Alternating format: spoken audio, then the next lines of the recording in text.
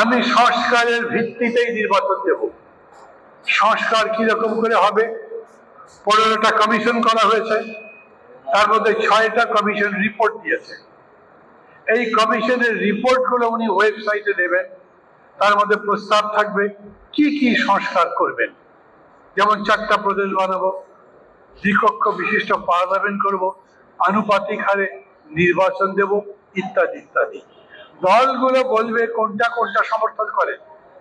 উনি বলছেন 100টা প্রস্তাবের মধ্যে 98টা ভালো লেগেছে, টিক মার্ক দেন, রাইট চিহ্ন দেন, 2টা খারাপ লাগে কেটে দেন। যদি নতুন কোনো পরামর্শ থাকে তাও লিখে দেন।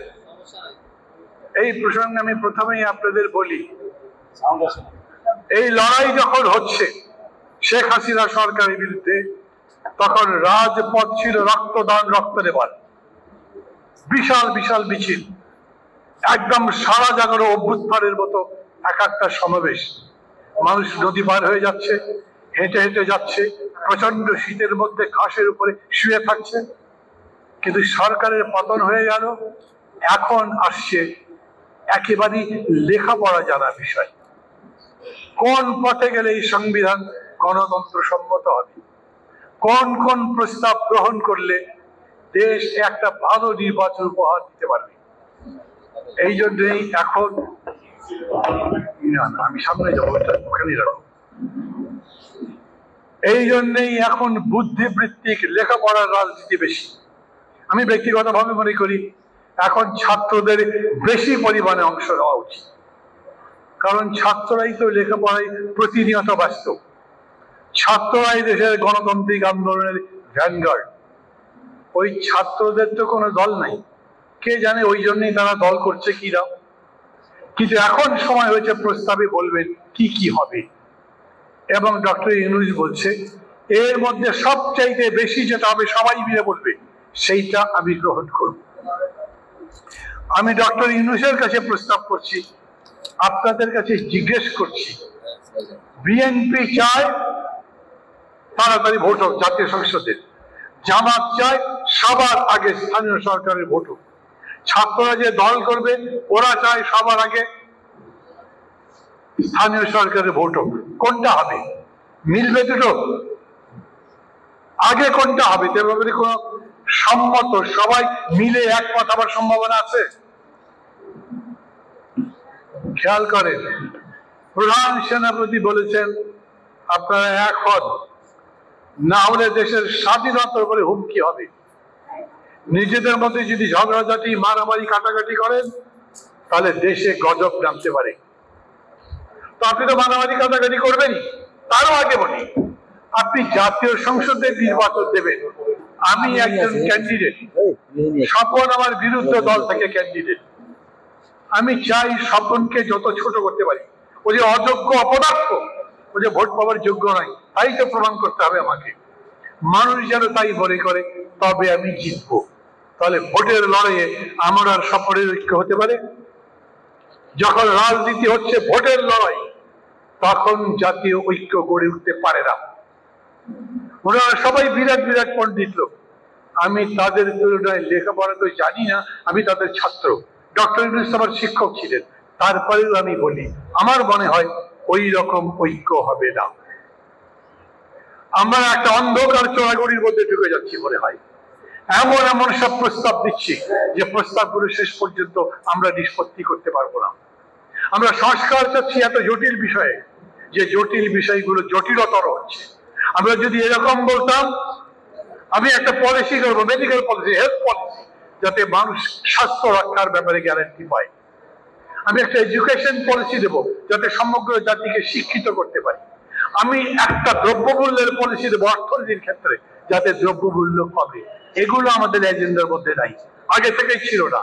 আর এখন এমন বিষয়গুলো সামনে এসছে, যেই বিষয়গুলোর নিষ্পত্তি কিভাবে হবে তা অন্তত আমি জানি না। এইখানে যারা যারা আছেন, আমার আগে বক্তৃতা করেছেন, তাদের তো বলবার সুযোগ নেই। পরে বোধহয় শুধু আম্বিয়া ভাই আছেন, যদি বলবার মতো সুযোগ থাকে তারা বলবেন। এই বিষয়গুলোতে আমি ঐক্যের সম্ভাবনা দেখি না। একটা হতে পারে, ডক্টর ইউনূস উনি দেশ চালাচ্ছেন উনি বলবেন এই প্রস্তাবের পক্ষে আমি 70টা ভোট পেয়েছি, 30টা ভোট ফেলে দিলাম, 70টা ভোট যেদিকে গেছে সেইটা করব। আমি বলি যখন আপনি দেশ চালাবেন, ভোট করেছেন, বেশি ভোট যে পাবে তাকে আপনি নির্বাচিত ঘোষণা করবেন। কিন্তু সূর্য পৃথিবীর চতুর্দিকে ঘোরে, পৃথিবী সূর্যের চতুর্দিকে ঘোরে, 100টা লোক যদি বলে সূর্য পৃথিবীর চতুর্দিকে ঘোরে, তবু কি সেটা বিশ্বাস করা যাবে? যখন তত্ত্ব আবিষ্কার করবেন, সত্যের অনুসন্ধান করবেন, তখন মেজরিটি মাইনরিটি কোনো বিষয় নয়, সত্য সত্যই। তখন সত্যের পক্ষে থাকতে হবে, সেই সত্যের জন্য জ্ঞান চর্চা করতে হবে, এবং সেই জ্ঞান সমগ্র মানুষের মধ্যে যাতে যায় সেই চেষ্টা করতে হবে। বন্ধুরা আমার, একটা বক্তৃতা এমন করেছেন সেনা প্রধান, প্রতিটা ছত্রে ছত্রে যিনি সবাইকে সতর্ক করছেন, আপনারা যদি অনৈক্য করেন, নিজেদের মধ্যে বিভেদ করেন, মারামারি কাটাকাটি করেন, তাহলে কিন্তু দেশের সর্বনাশ। বিডিআরে যা হয়েছে ওটা নিয়ে তো বিভেদ করতেই পারেন, উনি বলছেন যাও, এইটাতে ফুল স্টপ, এর বাইরে যাওয়া যাবে না। আমি বুঝি না এগুলোর মানে কি, শেষ পর্যন্ত কোথায় যাব? কে সিদ্ধান্ত নেবে কোন পথে ভোট হবে? কে সিদ্ধান্ত নেবে কোনটা কোনটা সংস্কার হবে এবং কিভাবে? পথটা একটা নিশ্চয়ই আছে, সেই পথ এখন পর্যন্ত আমাদের সামনে বেরোয়নি। আমার মাঝে মাঝে মনে হয় আমরা সব রাজনৈতিক দলগুলো যদি বসে একটা সিদ্ধান্ত করতে পারতাম, এই এই বিষয়ে সিদ্ধান্ত হবে, এই এই বিষয়ে সংস্কার হবে, এবং সেটা সরকারকে দিতাম, সরকার সেটা মানতে বাধ্য থাকতো।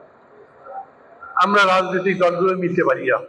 অতএব বিএনপি যায়, তারা বড় দল, তাদের কথা বলে, বেশিরভাগ তাদের কথা থাকে, আর অন্যান্য দল যারা আছে তারা মাঝে মাঝে যায় বলে, কিন্তু সেগুলো থাকে না। আজকের এই রাজনীতিতে আমরা যে বিরাট বিরাট আশা নিয়ে কাজ করছি, নিশ্চয়ই আশা ছাড়া মানুষ বাঁচে কিভাবে? নিশ্চয়ই মানুষ সংগ্রাম করে উন্নত জীবনের জন্য, আর উন্নত দেশের জন্য, উন্নত রাষ্ট্রের জন্য। বাংলাদেশ একটা উন্নত রাষ্ট্র কি হতে পারে না?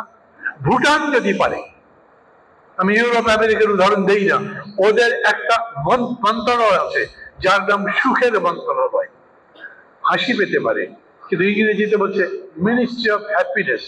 মানুষ কি সুখে আছে সেটা পরিমাপ করবার তাদের কোনো কোনো ব্যারোমিটার আছে, কোনো কোনো প্যারাফার্ডারি আছে, কোনো কোনো ইন্ডেক্স আছে, মানে কোনো সূচক আছে, সেটা দিয়ে তারা নির্ধারণ করে মানুষ কি সুখে আছে নাকি দায়ী।